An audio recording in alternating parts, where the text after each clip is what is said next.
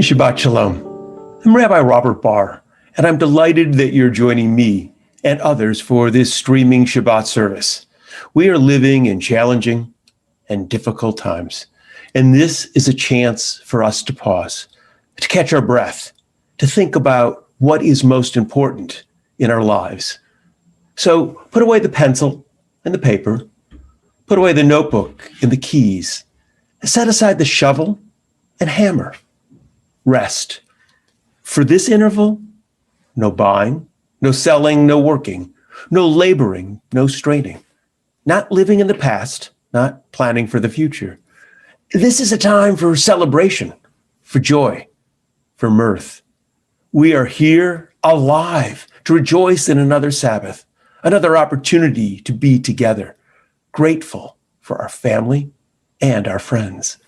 With no distractions, we touch and are touched, the great gift of the Sabbath. Again, I'm Rabbi Robert Barr of Congregation Beth Adam. That's our bricks and mortar congregation here in Greater Cincinnati and our Jewish community, our online congregation. We've been online for over a decade. We recognized early that the internet allowed us the opportunity to create a community that encircled the globe. But now, with the pandemic and social distancing, this has become even more important. The ability to connect over the internet allows us, even though we are separated by distance, to come together, to know that we're part of something larger than ourselves, a community and a people.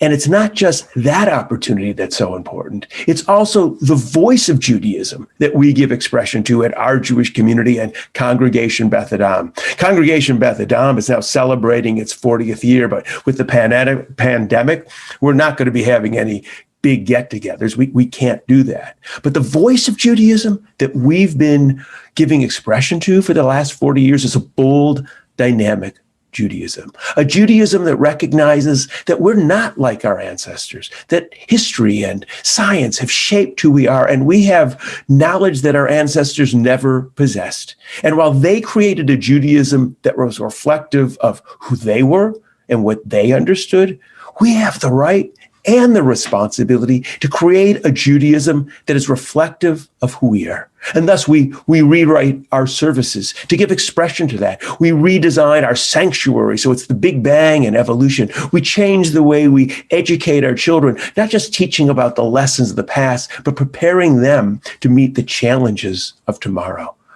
Our responsibility is to give them the best that we have to offer. So I'm glad you're here sharing this Shabbat service with me. I know that you can chat during services. You can leave messages. We appreciate that. Let us know where you're participating from. And when you chat, be welcoming and inclusive. And I understand as well that many people do not watch the service live at 6 o'clock. And that's great. Our goal isn't to tell you when to show up. We want to be here whenever you have a chance to pause, to relax, and to catch your breath. So welcome. And we continue our service with the lighting of the Shabbat candles. On Shabbat, we create our moment in time. We pause to reflect upon our yesterdays and our tomorrows, to renew our ties with family and friends, to restore our energies, to refresh our spirits. As the sun descends and shadows lengthen, the direction of the day gives way to the stillness of night. It's time now for us not to see with our eyes, but with our hearts and minds. As the day gives way to evening, it's time for us to welcome the Sabbath. The candles stand before us, waiting to be lit. We recall our ancestors as we too seek to dispel the darkness and banish the cold, to bring glowing softness and warmth and safety into our homes. May the dancing flames of these candles kindle warmth within our hearts, wisdom in our minds, passion in our souls. Baruch ha'or ba'olam, blessed is the light within the world. Baruch ha'or ba'adam, blessed is the light within each person. Baruch ha'or b'Shabbat, blessed is the light of the Sabbath.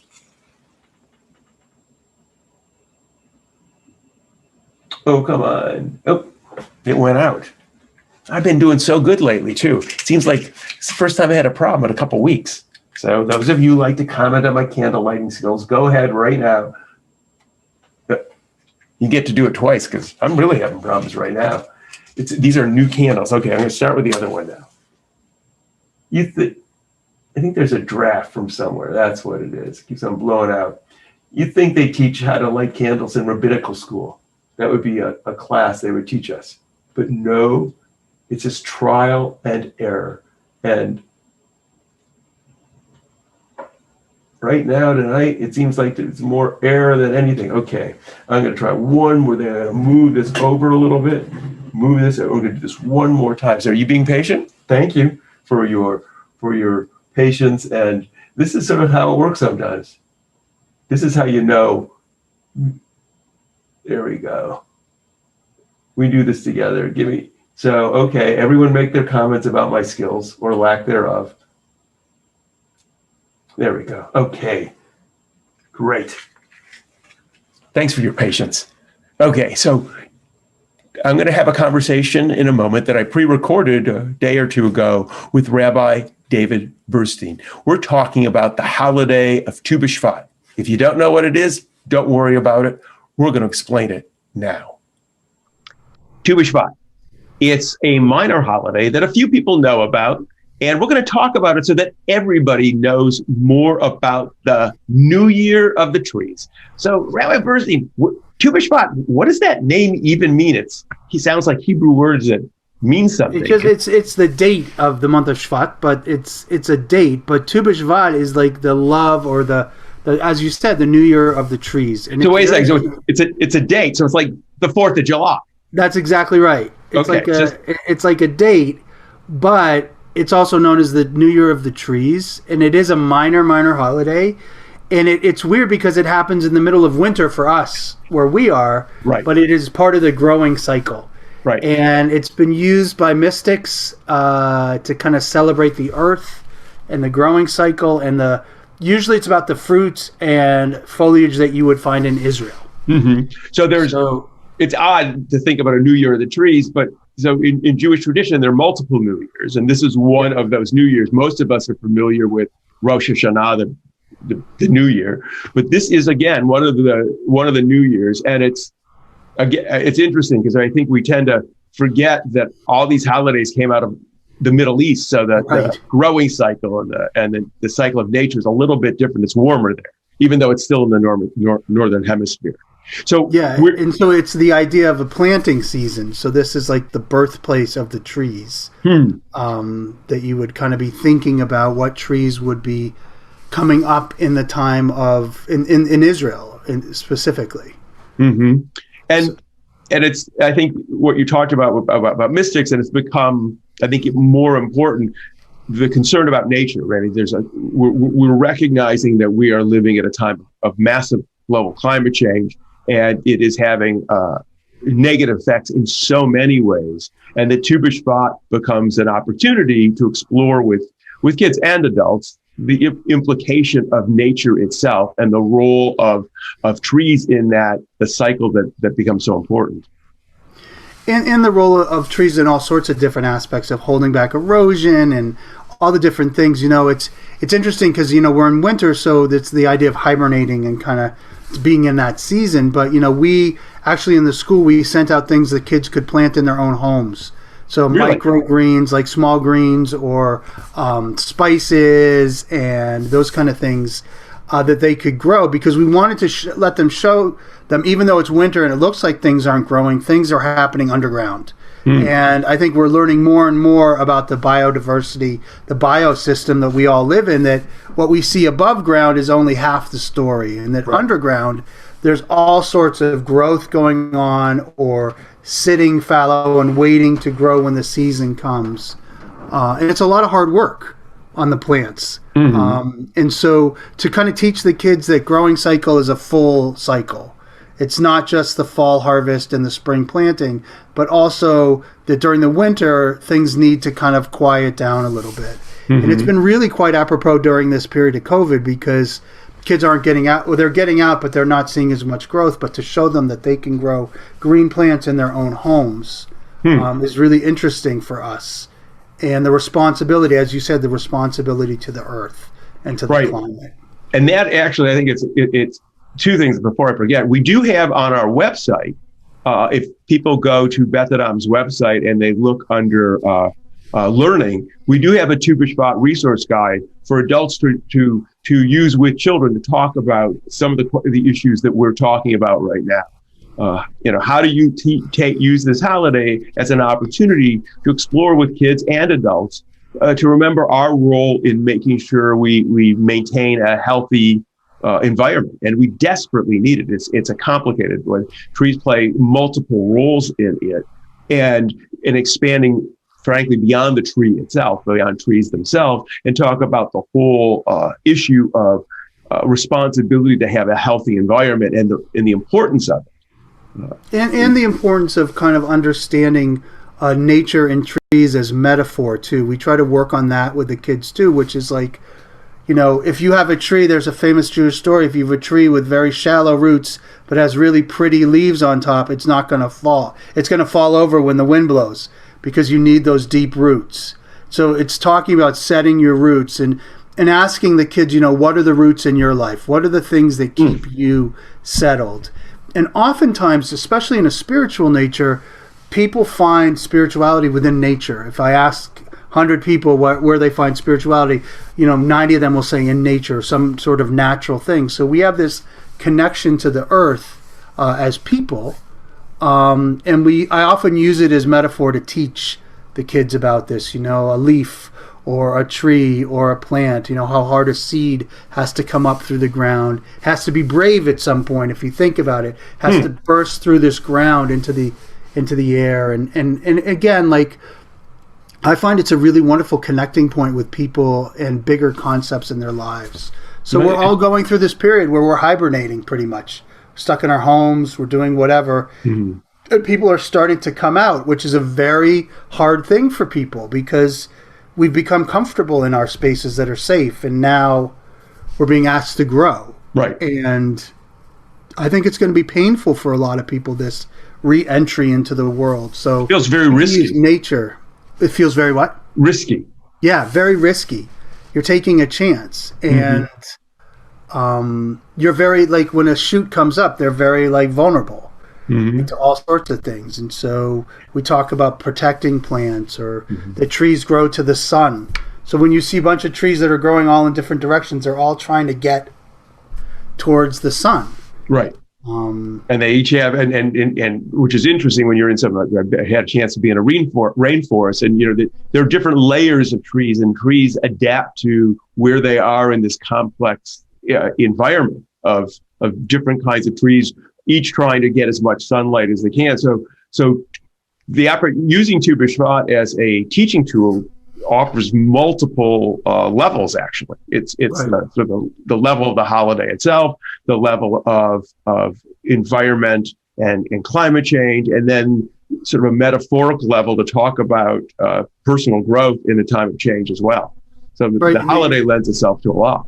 And you're supposed to eat these different types of fruits. Some fruits that have a pit inside, some fruits that have a hard shell outside, or a hard kind of like a non-edible, like an orange or something like that has, some things that have seeds. It's, again, to show the breadth of what was being grown in Israel at the time, but it also shows the diversity of nature and how we're all interconnected with that. And, as we're moving into our next year's curriculum, which is all going to be about environment and nature, it is a really nice stopping point in the winter to remember that. Right. Well, that was the second point. I'm sorry, what? The winter in Cincinnati is different because it doesn't get a ton of snow, but if you live in a place that gets a lot of snow, you're not going to see green for a while. Right. Well, you grew up in Boston. I grew up in Michigan, and there we got more snow. And frankly, though, it's interesting. My son, I have a brother who lives in Michigan still, and they're not getting the snows we used to get in Michigan. I mean, climate change has changed the patterns of what we're seeing, and even in our own lifetimes, we're seeing it, we're witnessing it. So you mentioned, and I wanted to expand on this, that we're preparing to add in our village this year because of COVID. It's our village. It's all about pirates and the journey.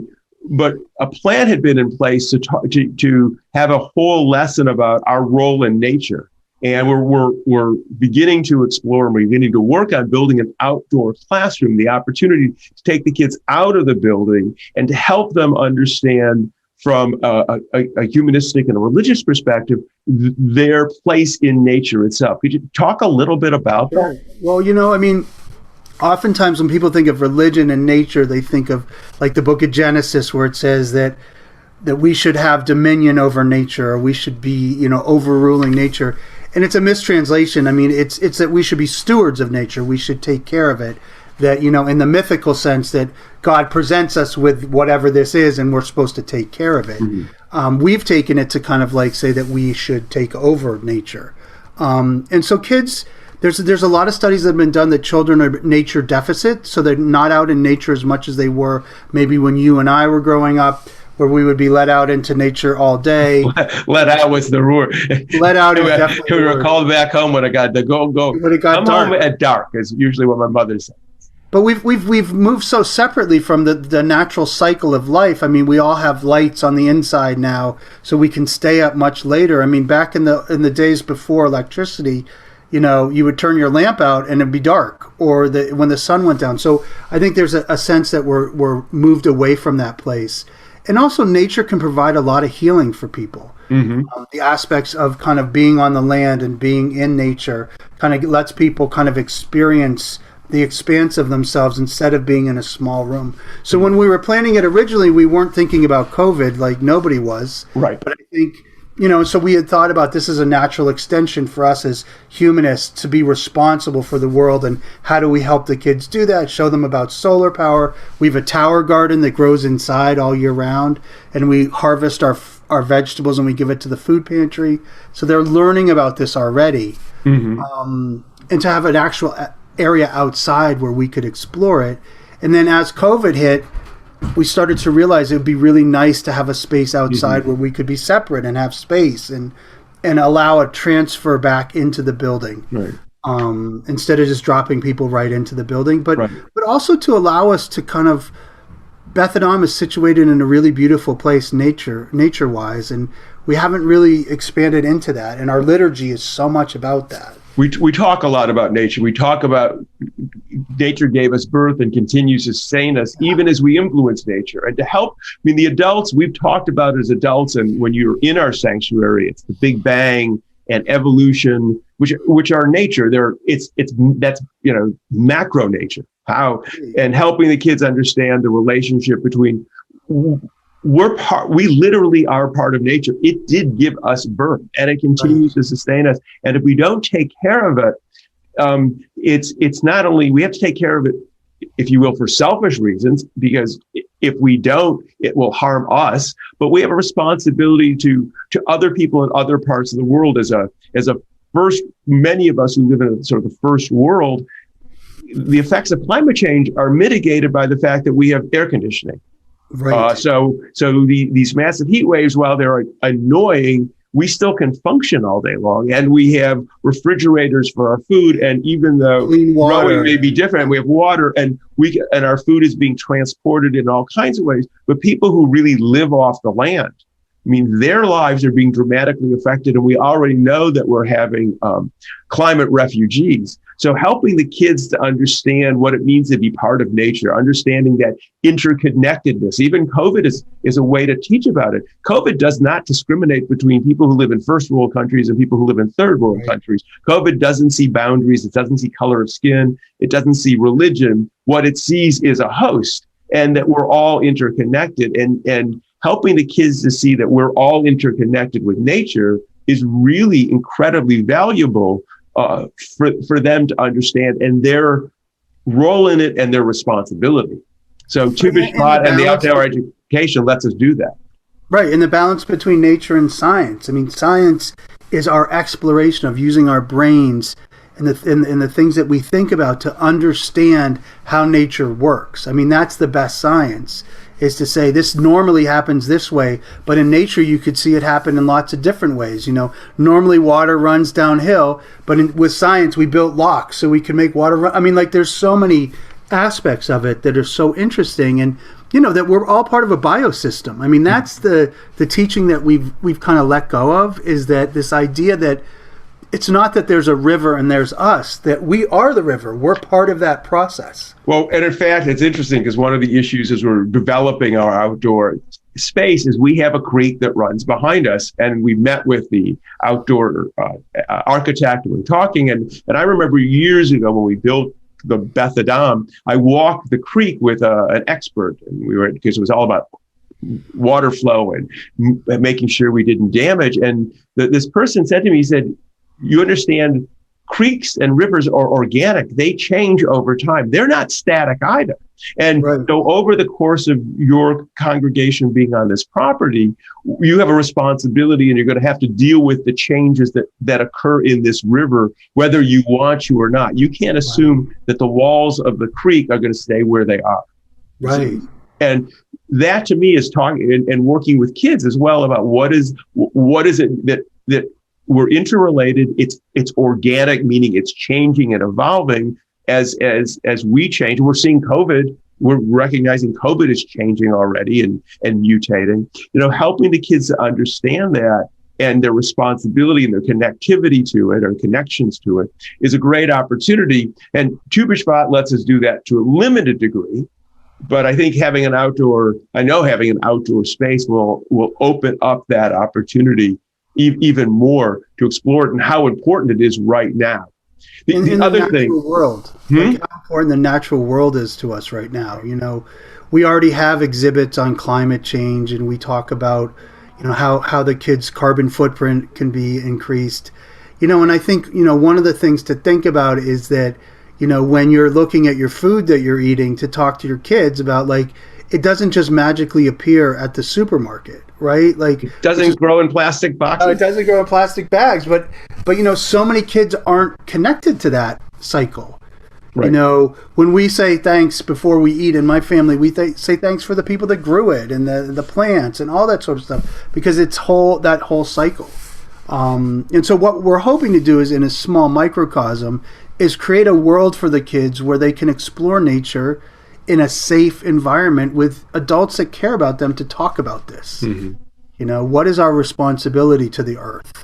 And in another piece is, what is our responsibility to the indigenous people that came before us on this? Right. Earth? I'm glad you mentioned that, because that's something we want to talk about. And that's a teaching lesson, right? There were people on the land at Beth Adam before we got there. I mean, certainly we know the Europeans, when they came, treated the indigenous people in a horrific manner and pushed them off and reservations. There's a whole history. And it's important, I think, that we teach our kids to recognize that the land that they're standing on wasn't always our land. There were people before it, which also is a reminder to them as well that there are going to be people after us. And in 1,000 years, they may never have heard of a place called Beth Adam, that the building that we love is gone. And there are other people now on this property not knowing who was there before them. I mean, we have a responsibility to remember that the land, the earth, is here irrespective of us. Right. Absolutely. And it has its own story that needs to be kind of opened up for the kids. The story of the land and the story going back to trees. Like, the cool thing about that, trees have been there we have trees on our property that have probably been there for 70, 100 years, big trees that have seen a lot of story. Right. They've seen a lot, and they really kind of are holders of our story. Witnesses. It's a beautiful way to think about Tu BShevat is these trees as holders of stories. And when you see an old, narrow tree, recognizing what its life has been through, is sort of interesting. This is where metaphor and imagination become a beautiful part of education and religious experience. Yeah, I'm reading a book called Overstory, which is the story of trees. Trees, which is a beautiful different trees that have overseen years and years of generations of people. It's a novel. It was actually it's a novel. It came out in 2018. It's really good, and it just like the depth of it. Yeah, the climate change team did it as a conversation. They did it as a book review. They did a conversation. Excellent. Well, I'm so glad that we had a chance to talk about Tu BShevat. I'm delighted what you're doing with the kids, and I'm really excited about next year and the outdoor space that we're creating. Hopefully we'll be able to figure out a way to share with those online who participate with us that outdoor space and what it means and how we're incorporating education. It's going to be great. Well, great. Well, you have a great Tu BShevat. Everyone have a wonderful Everyone Tu BShevat. Have a happy New Year of the trees. Trees don't know it. And again, if you want, there's a resource on Beth Adam. Go to bethadam.org. Go to learning, and there's a Tu BShevat resource guide. It's designed for adults to use with kids, but it would be wonderful if you don't have kids to explore it and learn more about this holiday. So thanks, David. You take care. Be safe. Yep. Shabbat shalom. Shabbat shalom. I'm hoping that the conversation that Rabbi Burstein and I had gives you more insight and understanding about this little known or minor holiday, Tu BShevat. And if you want, as I mentioned, on our website, bethadam.org, you can find there a Tu BShevat resource guide designed for adults to work with children, but adults can read it as well. There's some basic information and some activities. So go take a look and enjoy.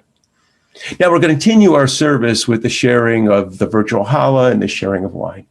We conclude our services this way because we're a community. And even though we are socially distant, we recognize that we are connected one to another. So if you have some bread, crackers, donut, join with me. As the fingers of the challah intertwine, so do we join hands in our common humanity, sharing the fruits of our labors. We cherish that which has been created through human effort. For it's through the work of our hands, the strength of the human spirit, the vision of our minds, that our dreams are woven into the tapestry of time. We celebrate the accomplishments of yesterday and today, anticipating the possibilities of tomorrow. May the sharing of the challah strengthen our bonds with others who walk upon this earth. Baruch Hamal Kapenu, blessed is the work of our hands. Baruch Hazon Adam, blessed is the vision of our minds. Baruch Lechem Haaretz, blessed is the bread of the earth. Now, if you have some juice, some wine, join with me. We celebrate the fruit of the vine and the bounty of nature as we lift the cup and sip from it. For we're part of nature, which gave us birth and continues to sustain us. Even as we depend upon nature, so do we influence its course. Through the search for understanding, we've gained the knowledge to shape our world. Guided by the best of human wisdom and the compassion of our spirit, we accept the responsibility which rests upon us. May the taste of the juice upon our lips stir within us a reverence for nature and a respect for human endeavor. Ruchim chachayim ba'olam, blessed is the life within the world. Ruchim chachayim ba'adam, blessed is the life within us. And we say, l'chaim, to life. As I mentioned, you go to bethadam.org, and there you can find our Tu BShevat resource guide. You can also listen to my sermon, the sermon that I gave for Martin Luther King Day at Zion Baptist Church. There's a video you could watch, or you could download it as an MP3 and just listen to it perhaps on a walk. You can also listen to other podcasts that I've posted in the past. If you just go to Bars Banter, and you can see upcoming events. So I'm delighted that we were able to share this Shabbat together. And we close with the words we close with each week. May we know blessings, those who are near. May we know blessings, those who are far. And may this Sabbath bring its goodness to everyone soon, wherever they are. Shabbat Shalom.